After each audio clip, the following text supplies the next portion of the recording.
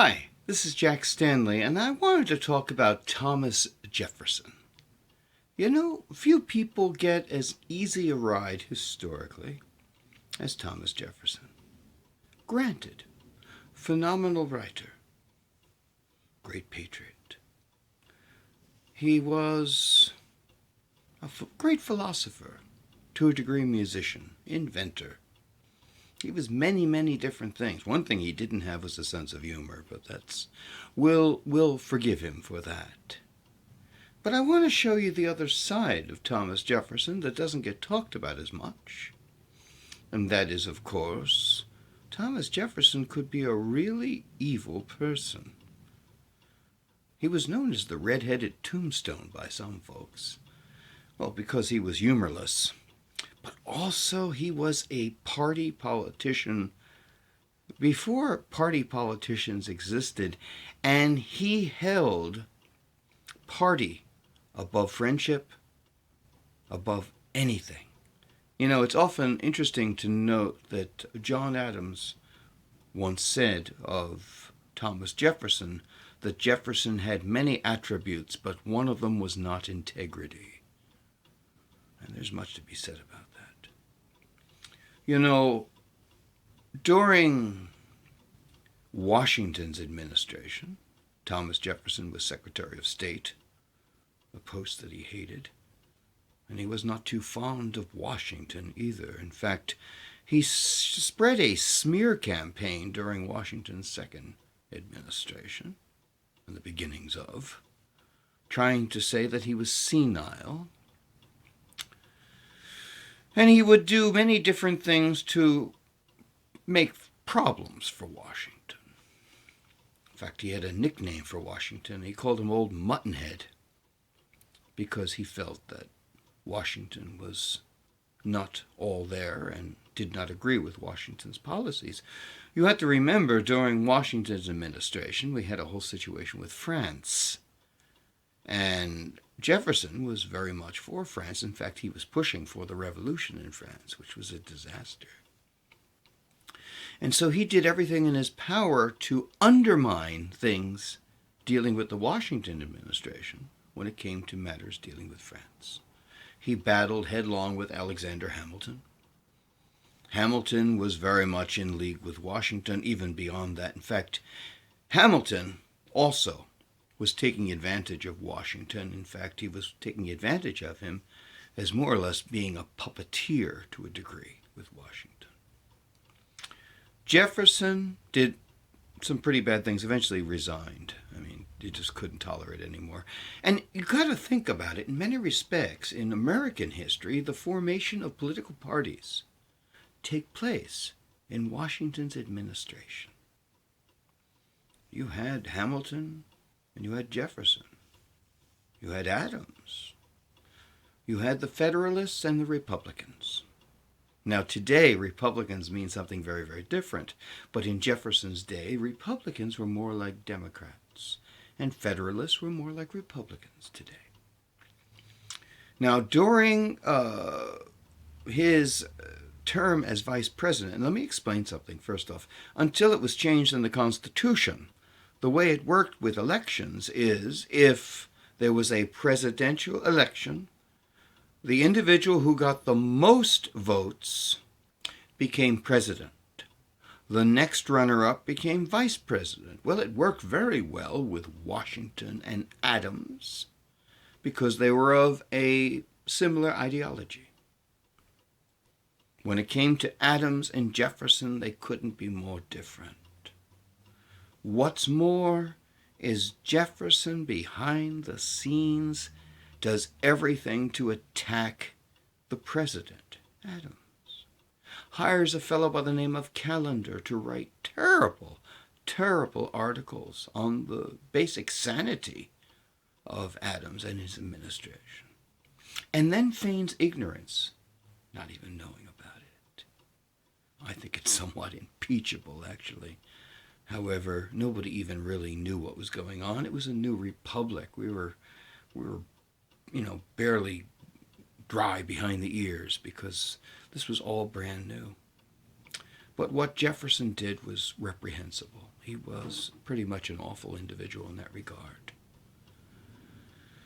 John Adams was destroyed not only by Jefferson, but also by Hamilton. Hamilton, I'm always of the belief, was a cup and saucer short of a full play setting. I think he was nuts. I think he was brilliant, but I think he was not playing with a full deck. He wrote an entire piece on Adams, who was of his own party and helped in destroying John Adams. Then, of course, we have the election of 1800, which is ugly. And I have to say something that never gets talked about. John Adams worked tirelessly to save the Republic from going to war with France, which would have been the disaster and end of this country, to be perfectly honest. Hamilton was for it because Hamilton was nuts. Jefferson was for it in a different way. I mean, he was trying to work out his own special deals. But the thing is that Adams worked tirelessly to preserve peace. Jefferson was for France's revolution, for the change in France, and working with the French. I don't think he was really for a war with France at all. But Hamilton was.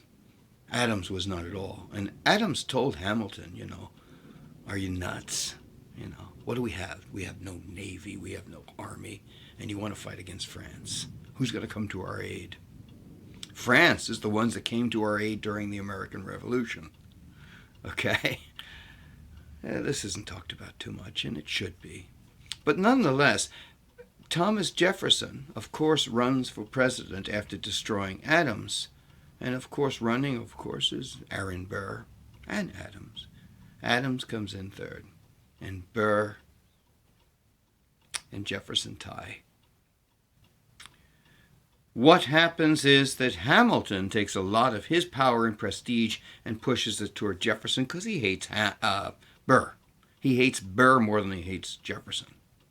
It's very interesting, the various hates here. By the way, just to throw in something real quick that doesn't get talked about much either, and that is that Jefferson and Washington eventually refused to even talk to each other. In fact, when Washington died, Jefferson came to Mount Vernon to pay his respects, and Martha kicked him out. And Hamilton didn't fare too much better. Whenever Martha Washington saw an alley cat go by, she called it Alexander Hamilton, because Hamilton had a hard time keeping his pants on. That's another story altogether. And Jefferson wasn't too far behind. These are the characters that are running this country in the early days. It's really kind of fascinating to look at them this way. We always make them look austere, but we should look at them as people. Of course, Hamilton eventually pushes for Jefferson to become president so he can totally destroy Burr, who he hates. This just ups the ante between him and Burr. Jefferson doesn't like Burr either, and he goes out of his way to destroy Burr. And in a sense, posthumously, Hamilton finishes off Burr. Of course, Jefferson invited Burr to dinner at the White House after he shot Hamilton. These guys all hated each other. They created a country.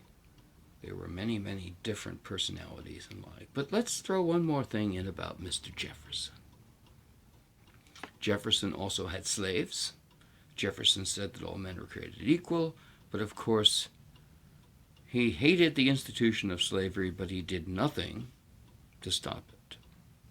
Economically, he probably could not. But he wrote a paper in France where he talked about blacks and putting them in the same league with baboons. This is abhorrent. This is the fellow that wrote the Declaration of Independence, and we don't talk about that. Plus, he impregnated one of his slaves, Sally Hemings, producing 6 children, who remained slaves until his death. I admire what Jefferson did. I can't say I admire him for who he was, because in many respects he was a reprehensible human being, a really pretty nasty SOB in many respects.